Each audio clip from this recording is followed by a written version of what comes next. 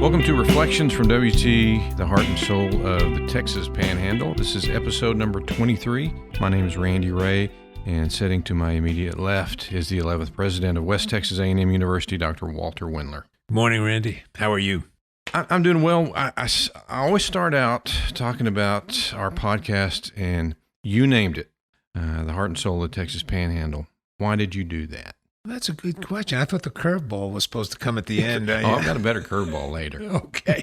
I really do feel like, with all this constellation of small communities up here in the Panhandle and I consider it the twin stars of Amarillo and Canyon. Obviously Amarillo's a little brighter, it's bigger, and so on and so forth. But it's like a little universe of its own in terms of communities, and we are in the center of it from my perspective. Mm-hmm. And I don't know why I thought that up, but I just, I thought we're kind of the heart and soul. I think it's especially true of like teachers. Think about how many teachers we have spread out over the Panhandle and the impact these universities have, Panhandle. So I like it. I like it too. Let me just say about teachers while you're on it, and I've used this data before, but approximately 73% of the teachers and school administrators in the top 26 counties of Texas in the Panhandle have at least one degree or certificate from West Texas A&M University, which is remarkable. Yeah, the fact of the matter is, I've told people, if we complain about the high school graduates that we get at WT, there may be one finger pointing at the school, but there's three pointing back at us because we educated all the teachers and administrators. That's very true. Yeah. And we have to own that. When it's strong, we have to say we can let our chest swell out a little bit and say we're proud that we've done a good job and we feel satisfied with that. It's not that we're comfortable, we'll keep working, but we're pleased with it. On the other hand, if things aren't going well, we can say, what can we do to help improve this? Because these are our people. Yeah. One thing that I have said about WT, that's one thing that I think WT can do better, and that's brag on itself. I think that's true. And one of the reasons, you and I spend a lot of time in communication trying to get the word out through things like this podcast. We do these PSAs, we do these weekly columns that I write. So we're trying to get the word out, and I think it's working. I mean, if you look at last Sunday, the Amarillo Globe News had 3 op-eds in it. Well, it had 4 or 5, but 3 of them were from WT people. And the front page story was by John Mark Ballou. Who's on our staff, yeah.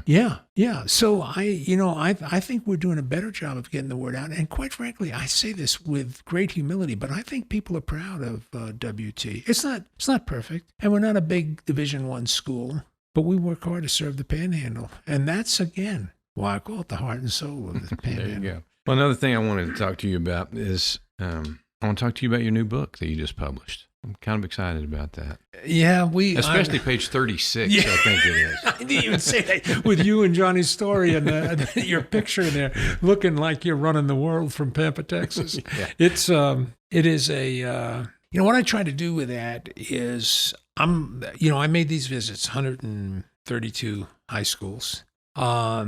Split evenly, 66 in the Panhandle and 66 on the South Plains. And in every one of those schools, I came back with some things that I thought students might be looking for and things that administrators were looking for in schools. And what I tried to do was compress those into a resource that students and families could use when they're considering college. And that's the title of the ebook, and it's available online on the WTAMU.edu. Free of charge? Free of charge. Yeah.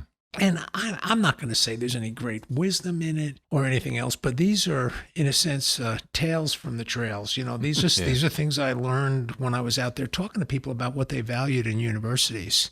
And I thought it was very useful to me. And if I had a child that was a junior in high school right now, I'd say, you ought to look at this and think about it, because it's not the typical stuff. We don't talk in the book about GPAs, class ranks, who's the valedictorian. Those things are all important, what your test scores are, but everybody knows those things. These are the things that in some ways put the flesh on the bones of a university. The book talks about things like, is there a sense of a home? Do people care for the place? Do they take care of the place? Because if there's not a sense of home, if there's not a sense of caring for their place, and a whole number of other issues, determination, like we talked about in Pampa. Pampa's a town of spit. People work hard there. They're trustworthy. They're just, no town is perfect, but there are a lot of people from Pampa that have made a big difference. And I'm not just saying this because you're sitting here, but the work that you and Johnny have done here at WT is a good example. So I think that is, I want to encourage people to look for those kind of things, not just the sticker price, not how good the students are. Those are all important things. But if it stops there, you might as well be buying an electric egg beater or something. I mean, it's something different. So your book, not necessarily driving people to WT. It's driving people to their best fit, right? That is exactly right. And I say that over and over again, and I apologize because right now I'm at WT and I see so many positive things that I'll use it as an example sometimes, but I would talk to a group of students some days and hardly mention WT other than that I'm the president of WT when I'd introduce myself. But after that, it was encouraging students to develop a plan for themselves. And that's what this little ebook is supposed to do, is help students find a plan for themselves that will help them select a college where there's a good fit, if that's what they want. I also tell people college is not the answer for everyone. I agree with that, yeah. Yeah, you can be a productive citizen and go out and pick up a trade. You can work in a family business. You can join the military. Yeah, we need people like that too. Yes, and it's a full range of things. And you have to go where you're comfortable and things that the worst thing in the world is to have a college degree that you were never really invested in, and then you get out and you can't find a job with it. It doesn't help you in the workplace. And I know people don't like to hear that kind of practically minded talk from a university president, but the problem is, and it's a simple problem, it's the truth. It's the truth. And I think helping people realize that ahead of time, I mean, would you rather be a happy carpenter, a satisfied carpenter, a joyful carpenter, or a dissatisfied CEO? Push comes to shove. Well, Dr. Wendler, one thing that I really appreciate that you do is giving words of advice like your book and like your PSAs, not necessarily about WT, but just about helping people. So I appreciate that. Well, thanks. I consider it an honor and a privilege to serve the people of this region of West Texas through WT. It's a great place to be. Well, we only have a couple of minutes before the break, but I wanted to real quickly touch on summertime. What's the campus look like right now? Right now it's quiet, but it was quiet last year. We're fixing.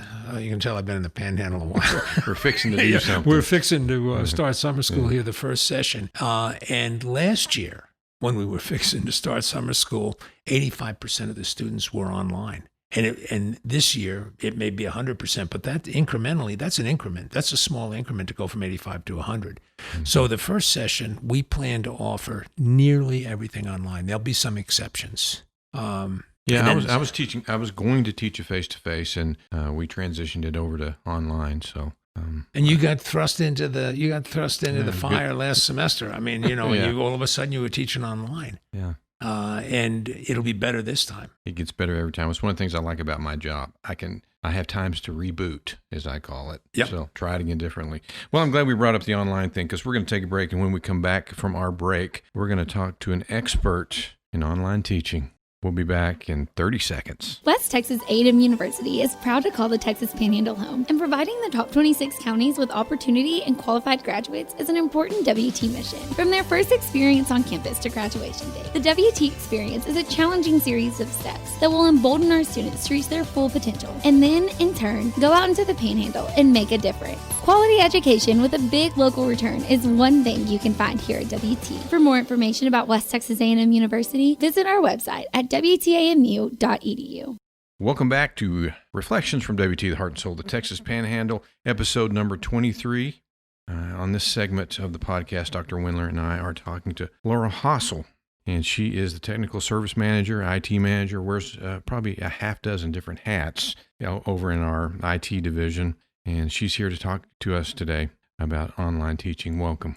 Thank you. Good morning. As you and I were walking into the building this morning, I asked you, had things been slower? And you said, oh, no, they've been a lot faster. Absolutely. And that's because of all the craziness in the world and the craziness with our university. And a lot of people have had to go to online, and that's increased your workload. Yes, it has. Tell us about that. Well, before spring break happened, we were starting to hear about COVID-19 and what it was doing in the U.S. and where things were headed. And so we became concerned that it might be possible for faculty to have to transition their classes from face-to-face to online. So we started offering workshops right before spring break on how to transition your class from a face-to-face environment to an online environment, just in case that were to happen while spring break was going on. And ultimately it did. All of our spring classes were moved from face-to-face, who were not already online, into the online environment. And I think that's huge. Think about what you just said. All of our classes at the university, all of our classes were moved to online. That's a huge thing to do in a short amount of time. It is. And it helps that we had 380 classes fully online already in the spring semester. Yeah. So we did have a lot of faculty who were already teaching online, who were experienced with teaching online. So the transition for them was relatively simple because they were familiar with that environment. But we actually had 115 faculty attend those workshops on how to transition your classes from face-to-face to online. So there were quite a few faculty who either had never taught online or had not taught online in a really long time and needed to know what was it they needed to do to get ready for teaching remotely. I'm going to ask you this. What do you think, what's the big advantage of online? What's the best thing about online classes? I think in today's world, it gives students the opportunity to be flexible with their education, to be able to work jobs to support their families or to support themselves, but still have the opportunity to get a college degree and a college education. Where in the past you had to physically come to class all the time. So it was very difficult to hold down a full-time job and attend class. So this to me opens the door for education to so many more people. Now, Dr. Wendler, I know that you are a big advocate of online teaching. Why? Well, Laura, I think, hit the number one point right now is accessibility. And there are so many, especially at this time of economic crisis. You know, we've got a health crisis, but with the unemployment levels just shot up like a rocket. We've got an economic crisis, and a lot of people will be rethinking their careers and how they do things. And many may want to go back to school and study, and this opens the door for many more people. That's number one. But to add another perspective on top of what Laura has suggested, I like the fact that a student can go back over a lecture 3 or 4 times. I'm not the sharpest knife in the drawer. I struggle with some classes. Calc 2 was and I took a linear algebra class, and I had to work at those things. And the nice part is you can listen to the same lecture over and over again, and you can stop it. It puts learning much more, I think, in the hands of students. And I'll just say this one other thing. There's a myth that it's cheaper and it's easier to teach online, and those are both wrong. It's not cheaper, and it is not easier. I totally agree with that. I learned the hard way. Yeah, not too long ago. Yeah. I would actually say it's twice as much work for faculty to develop an online class than to teach a face-to-face class. I think so, because you have to plan everything out. Yeah, I think, and I agree with you. Flexibility is so important. I am always surprised at the number of students in my class that are working. It's kind of different these days, and maybe that's just a WT thing. I don't know. But we have a lot of students that are out, and they have full-time jobs. So the nice thing about online is they can go to class when it's best for them. Right. And to expand on what Dr. Wendler just said about being able to watch the content over and over, there is research to support that to retain 80% of knowledge of something, of some content, that you have to revisit it between 8 to 10 times. So I see this especially in the STEM fields, because in a 50-minute class, your professor may work 3 or 4 problems, and then you have to go out and remember how to do that to work your assignments that you have to turn in and learn how to work those problems. Where in video, you can watch it over and over again until you get it. And I think it's even more important in the STEM fields. Well, I would agree with you. And I just read a piece. They're going to say, what does this guy do for enjoyment? I just read a piece yesterday on STEM education in rural India. I'm very committed to education in rural settings. 20% of the population in the U.S. is rural. 63% of the population in India is rural. There's small communities all over the place. There's some big towns, too, obviously, big cities, but there's a lot of rural. And almost 70% of the kids that come out of those rural communities want to study in a STEM field. they see that as a way out of the rural, locations and as good career opportunity and so on and so forth. So I think Laura's right, especially in some of those fields. It provides opportunity that otherwise wouldn't exist.